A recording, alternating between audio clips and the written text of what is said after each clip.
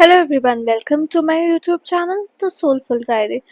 आज के वीडियो में हम बात करेंगे इस्मत चुगताई के वर्क चौथी का जोड़ा के बारे में।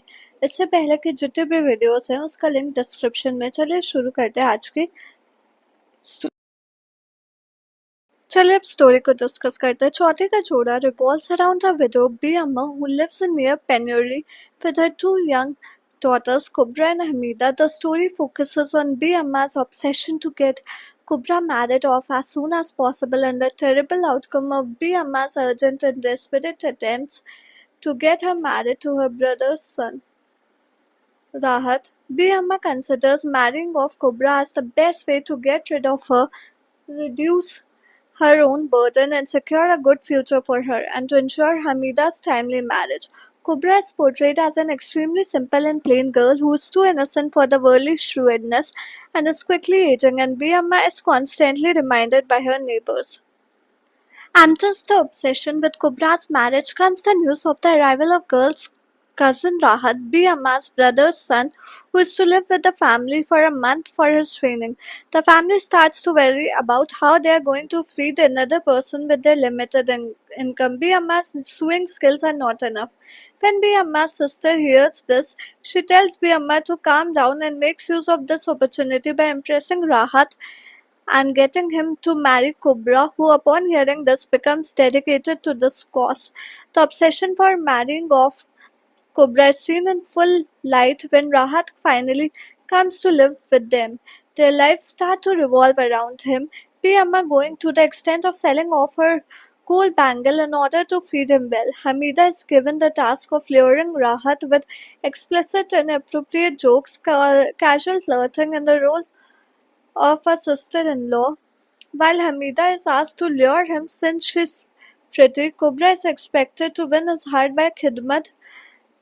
It is safe to say that all the three women put all their soul and heart in his treatment, to which Chughtai critiques the custom of Indian families treating their son-in-laws like demigods. In one instance, Hamida tries to make Kubra look good by referring to other women in a derogatory manner, calling Gori Chitti girls and appropriate wives, to which Rahat replies in affirmation by referring to his sister-in-law who spend the entire day in solar stringar and don't even peep inside the kitchen for a second. This is an example of inherent misogyny in women through conditioning. B. Amma laments the fate of her elder daughter in the words, खुदा ने सूरत नहीं दी थी इसलिए ही राहत उसकी तरफ देखता तक नहीं. She constantly pushes Cobra to make up for her loss of beauty by doing things for him, thinking that it might result in marriage strategies in life of Cobra cooks food for him, washes his clothes, makes his bed, knits a sweater for him with injured hands at midnight, going to the extent of starving herself in order to feed him extravagantly. However, Rahat is only interested in Hamida if at all, casually flirts with her, holds her hands, and says things that make Hamida uncomfortable, showing no interest whatsoever in Kubra. Finally, Hamida's interaction with him comes to a standstill when she is sexually assaulted by Rahat, to which her mother and sister reply by invalidating it, calling it itni si baat and deeming it insignificant. Her mother is so blinded by the possibility of Rahat marrying Kubra that she refuses to acknowledge his assault until the end when she goes to see a Maulvi, expecting him to transform Rahat's liking towards Hamida into liking for Kubra. This suggests that B. Amma did actually understand what was happening to Hamida but decided not to act on it.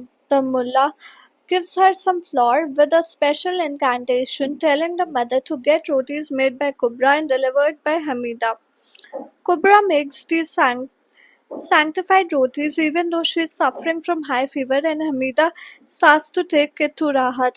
It is late at night and Hamida tries to resist, but Amma succeeds in emotionally blackmailing her. When she goes to him, he agrees to have rotis, but only if she feeds him with her own hands. Hamida is uncomfortable, but for the love of her sister, she sits down to do it. Rahat immediately starts to misbehave and ultimately rapes Hamida. The climax tells us that Rahat leaves by the next morning train because is already betrothed. The final scene features a dead cobra's body wrapped contently in a final Chauthi ka Joda that wouldn't betray a helpless lost Priyamma and a crying Hamida. Thus, the Chauthi ka Joda for Kubra's wedding ultimately becomes her shroud. With this tragic story, Chughtai critiques the hypocrisy of the superstitions and customs maintained by society. The superstition about Chauthi ka Joda on which the entire story is based is a shining example. It is believed that if the Chauthi ka Joda doesn't turn out right, even if a single sequin is misplaced, something unholy will happen. The ineffectiveness of the Maulvi's way of treating BMS issue is highlighted when the situation does not merely fail to improve but worsens in the worst of tragedies. Chughtai also implicitly criticizes the problematic custom in India that the elder sister needs to be married first in order for the next one to get married, as well as to construct the need for marriage to be the overreaching goal of a woman's life. Kubra's age and plainness is considered an issue throughout the story, suggesting the entire weight of a woman's worth lies on her beauty and youth. The story is filled with problems that are faced by women. One is suggested by this idea that B. Amma has started to collect Kubra's dowry since her Bismillah ceremony, that is, since her very birth. Though B. Amma Chughtai critiques the kind of pressure that builds around a mother's mind, especially if she's a widow, to act accordingly to the society's will. Whereas Kubra's marriage became the end solution to her misery, Kubra's growing desire focuses on how women are made to believe that their marital status would solve problems for them, and if their marriage gets delayed, they get hopeless. Chughtai also explores the exploitation of women that happens at the hands of the men in their own family. It is considered a taboo to even speak about sex within familial relations, and if somebody assaults a man in the family, people are quick to hush it down. In fact, it is highly likely that the victim might cover up for the perpetrator because of the farce that lies in family's honor. Most importantly, Rahat's acts is an important reminder that sometimes criminals can be in our own family. Characters. The main characters are Biyama, a widowed mother, desperate to marry off her daughters Kubra and Hamida, the former being the central focus of Biyama's efforts, and their cousin Rahat, who is brought to their home for a month but ends up rejecting them, leading to tragedy for Kubra. Biyama, a poor widowed mother, obsessed with marrying off her daughters, especially Kubra, saves money and sacrifices her resources to secure Kubra's marriage, driven by her own perceived burdens and to ensure Hamida's future.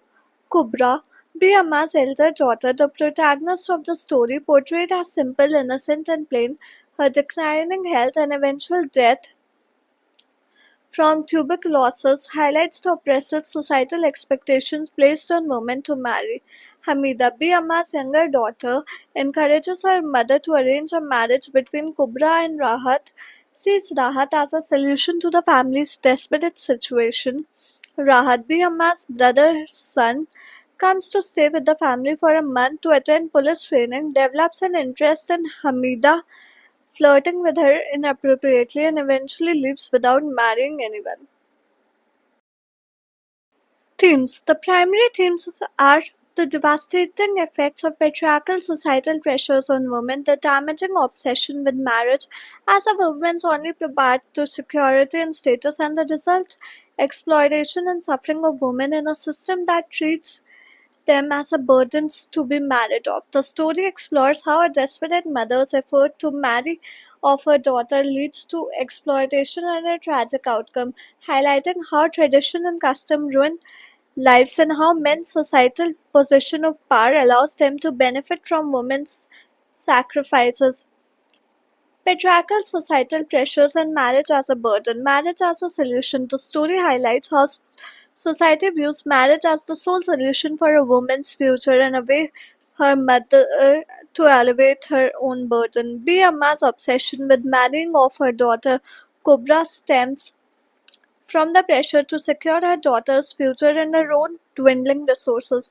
Women's status, a woman's worth and honor are directly tied to her marital status, and prolonged unmarriedness is seen as a sign of failure or inadequacy, leading to ridicule and shame. Exploitation and sacrifice. Exploitation of feminine resources. The story critiques how patriarchal system views women's beauty and resources for their own gain. B. Amma goes to great lengths, even sacrificing the family's food to impress and please the prospective groom Rahat to secure the marriage. Suffering of women. Kubra becomes a victim of these circumstances, her innocence and plainness exploited by the shrewdness of the worldly system. The story shows how women are forced to make self sacrifices to attract a better spouse, ultimately leading to ruined lives.